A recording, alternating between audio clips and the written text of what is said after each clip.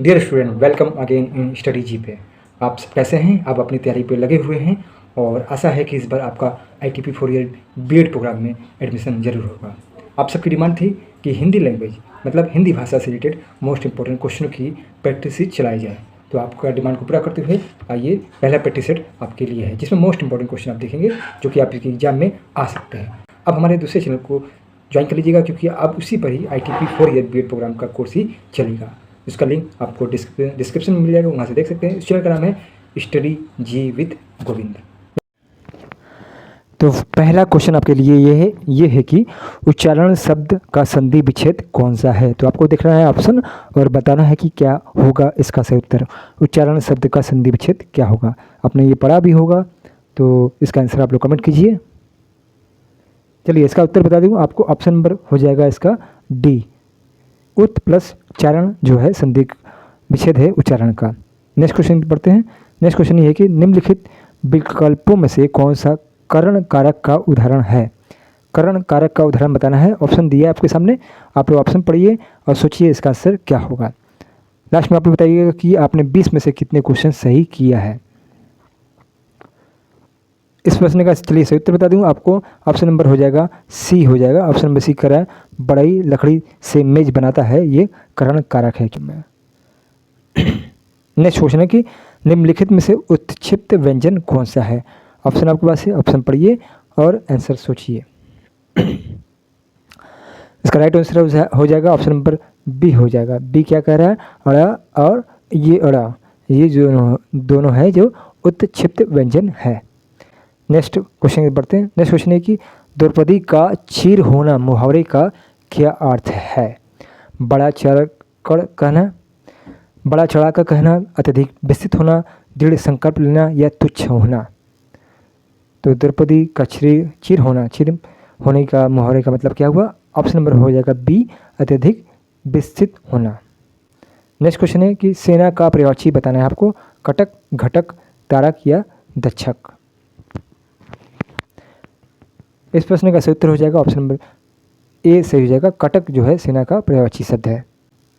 Next question है मेला फिरत जुग भया, गया न मन का फेर फेर, कर का मन का डारी के मन का फेर। उक्त पंक्तियों में कौन सा अलंकार है आपको बताना है।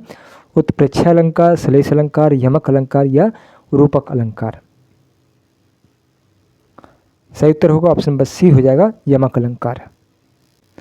नेक्स्ट क्वेश्चन पे पढ़ते हैं। पूछा है कि वर्ण व का उच्चारण स्थान क्या है। तो आप लोग व शब्द बोलिए और पता लगाइए कि उच्चारण का स्थान क्या होगा। क्या ये ओष्ठ है, या ओष्ठ और कंठ दोनों से निकल रहा है, या दंत और ओष्ठ का प्रयोग हो रहा है, या कंठ और तालु का प्रयोग हो रहा है। तो जब तक आप वर्ण शब्द बोलेंगे नहीं तब तो आपको पता ही चलेगा कि कहाँ से उच्चारण स्थान इसका कहाँ से निकल रहा है।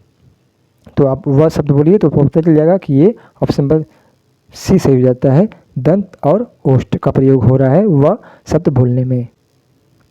नेक्स्ट क्वेश्चन है कि निम्नलिखित में से शुद्ध वर्तनी युक्त शब्द कौन सा है। तो आपके पास 4 ऑप्शन है और आपको जानना है कि शुद्ध वर्तनी कौन सा है, कौन सी स्पेलिंग सही लिखा है हिंदी में। सही उत्तर है ऑप्शन नंबर 1 हो जाएगा, तरुच छाया, तरुच छाया, ये शुद्ध वर्तनी हो जाएगा। नेक्स्ट क्वेश्चन है निम्नलिखित में से तद्भव शब्द को बताना है कि तद्भव शब्द क्या होगा। शांति, समुद्र, ताप या काज। तो तत्सम तद्भव आपने पढ़ा है, क्लास 9 में पढ़ा है, क्लास 10 में पढ़ा है, क्लास 8 में भी पढ़ा होगा। तो आपको बताना है तद्भव शब्द क्या है इसमें से। तो सही उत्तर हो जाएगा ऑप्शन नंबर जो हो जाएगा डी हो जाएगा। काज जो है वे तद्भव शब्द है। नेक्स्ट क्वेश्चन है कि अधोगति में उपसर्ग क्या है। अध है या अधो है या अधा है या गति है। तो तत्सम उपसर्ग और प्रत्यय ये तो आपके सिलेबस में है, तो बताना है कि उपसर्ग कौन सा इसमें से होगा।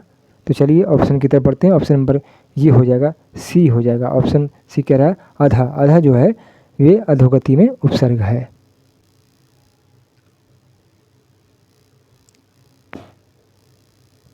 नेक्स्ट क्वेश्चन है कि आवाहन का विलोम शब्द कौन सा है। अवरोह, अनुवर, विसर्जन या अनाहार।